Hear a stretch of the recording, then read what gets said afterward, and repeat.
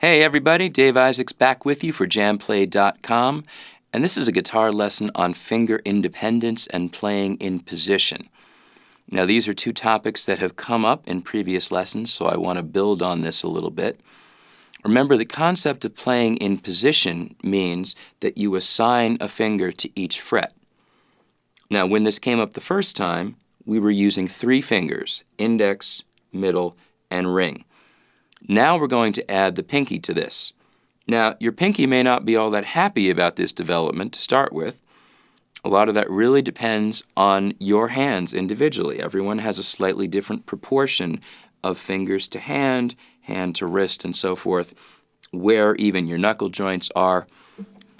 Guitar players tend to have it a little easier when they have long fingers, but it's not a necessity because the position of your hand comes into play as well. So as you go forward with this, I want you to keep in mind that this is not so much about stretching, although there's going to be a component of stretching involved in doing this exercise. What you want to be able to do is, say we start on the first string, is just touch the first fret with the first finger. Touch the second fret with the second finger. Now I'm not still holding that first finger. Touch the third fret with the third finger. Touch the fourth fret with the pinky. Now, I'll get to the holding the fingers down part, but right now this is just acquainting your four fingers with those four frets, especially your pinky because it hasn't been used yet. Index, first fret, middle, second fret, ring, third fret, pinky, fourth fret. And I want you to notice something important here, and this is especially for beginners. You don't really need to be so concerned with whether you can hold everything down at once. Not yet. We're heading that way.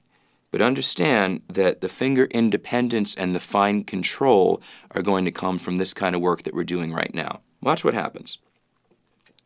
When I start with the index finger, notice how my hand's a little bit turned. And as I've mentioned earlier, sitting on that fingertip, I can sort of just hang there on the string. It's like hanging a picture on a hook. So if I wiggle my hand back and forth, I can move that string, and I'm not squeezing. So I'm going to take my middle finger and reach for that second fret. Now, that's going to balance my hand a little differently, so my hand has actually rotated very, very slightly. You don't want to focus on the rotation so much as on the balance, the way that it feels. So you touch the string and you find that point where it feels comfortable, that you can just float there. Then I go to my middle finger, and my hand turns a little bit. The balance is a little different. I go to my ring finger. My hand turns a little bit more. And if my whole arm has to move to get to that point, for right now that's not a big deal. Trying to fight with stretches right now is going to be counterproductive. And especially that comes into play when we talk about the pinky. So now notice what happens as I play each note. I am going to allow the hand to rotate, and I'm going to allow the hand to move over a little bit. Eventually, we're going to move up and down the neck, and you need to be able to do that smoothly and quickly. So making a small hand or arm move to move one fret or get to the next fret is not a big deal. So,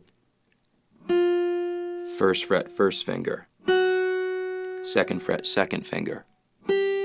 Third fret, third finger, fourth fret, fourth finger. And you can do just that as a simple exercise. Not trying to force anything, just getting comfortable with using each of those four fingers. You can repeat that across all of your 6 strings if you're so inclined. It's a good idea. Just remember this, don't try to do it quickly. At this point, it's just not productive to do that. Again, you're still making friends with the guitar. You're just finding a way to get comfortable. So for example, when you're working on that 6th string and your fingers are more extended and your wrist is dropped a little bit because you have to be able to reach comfortably. Remember, we don't want this. This isn't doing us any good. But notice the difference as I walk across. I wouldn't do it any faster than this to start with.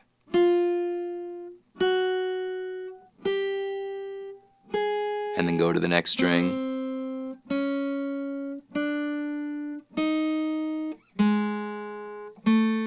We'll develop the stretch later.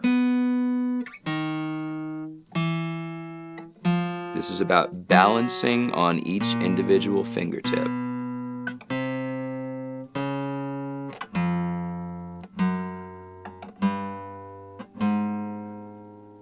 I certainly wouldn't go any faster than that, and that might even be fast for some of you. That's fine. There's no such thing as practicing too slowly.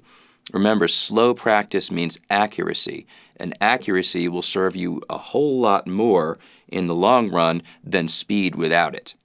Just keep that in mind.